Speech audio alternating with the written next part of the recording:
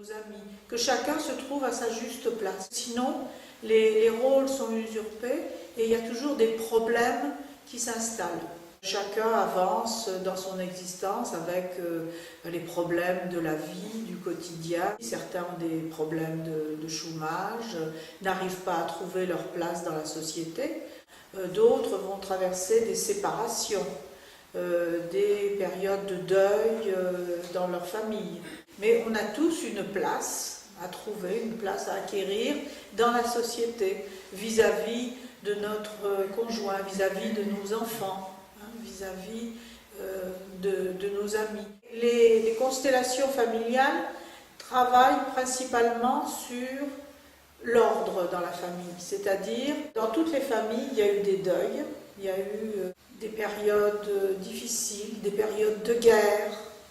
Et après, les enfants ont été élevés sans père. Après la guerre de 14, il y a beaucoup de jeunes garçons qui sont devenus des hommes par la suite et qui ont joué le rôle du père, puisque le père était décédé. Et après, c'est des choses qui ont perduré de génération en génération. Donc c'est ça que j'appelle ne pas être à sa place. C'est ça l'ordre dans la famille. Les enfants doivent normalement rester des enfants. Il y a beaucoup de problématiques diverses, donc chacun travaille toujours des choses différentes.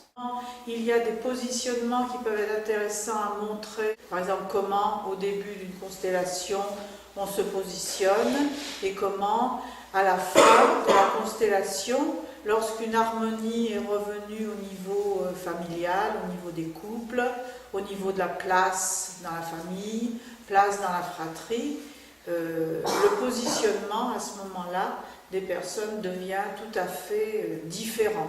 Mais le travail est beaucoup basé sur le visuel et sur ce que l'on a intégré de son histoire familiale. Vous allez voir, quand les personnes vont commencer à positionner les parents et eux, vous allez bien vous rendre compte que les parents sont par exemple éloignés de l'enfant, ou le père est éloigné de la mère, que ça veut dire quelque chose de l'histoire familiale, ça. Et quand vous allez jouer le rôle d'un père, d'une grand-mère, d'un enfant, etc., vous allez aussi jouer quelque chose de votre propre histoire. C'est-à-dire que vous allez dire, ah ben tiens, j'ai ressenti telle chose là quand j'étais la grand-mère, peut-être ma grand-mère, c'était aussi en rapport avec son existence. Et ensuite, avec les paroles, tout le ressenti des participants, à ce moment-là, on arrive à remettre, je dirais, un peu l'énergie en fonctionnement. Et la solution, elle arrive quand les participants que vous êtes se sentent mieux. Et ça, on ne peut pas l'inventer, c'est quelque chose qui se passe à la fin des constellations.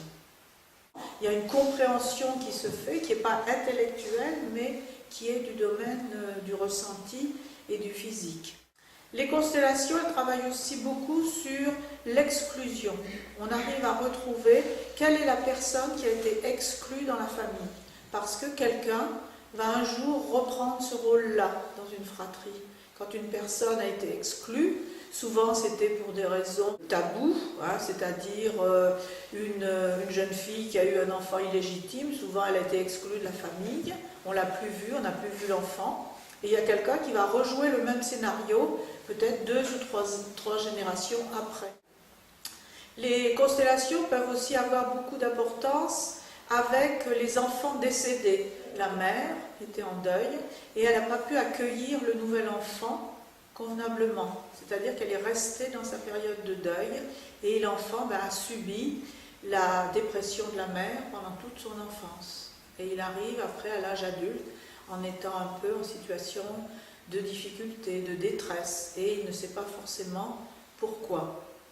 Donc c'est toute l'énergie familiale qui est perturbée dans des cas comme ça. On répète toujours des schémas familiaux pour essayer de guérir la famille. Tout ce qu'on fait, c'est pour guérir nos parents d'abord et nos ancêtres ensuite. Mais souvent, on ne le sait pas.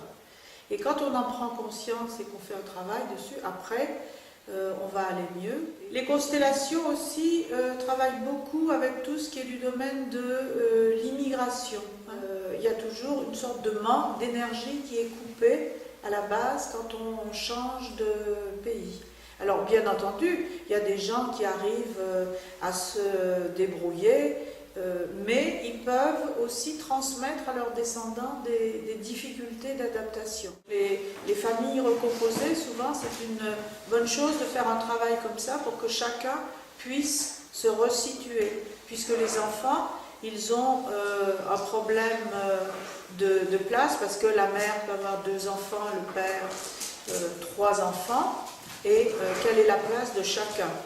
Donc la problématique, ce n'est pas d'être recomposé, c'est le fait qu'on ne sache pas où l'on est et qui l'on est. On se rend compte aussi dans des familles recomposées, eh bien, il y a les enfants du père, par exemple, du mari, qui veulent jouer le rôle, reprendre le rôle de la mère, et il n'y a plus rien qui est très clair dans tout ce qui est relationnel. Donc c'est arriver à clarifier les problématiques. Ça n'est pas ce qui est arrivé, c'est le fait que ça n'ait pas été dit. Mais le fait que ça soit caché pendant des dizaines d'années, ça va être préjudiciable parce que toute la famille va sentir que quelque chose ne fonctionne pas bien, mais ne va pas savoir quoi. Et le fait de le dire, ça remet toutes les choses à plat.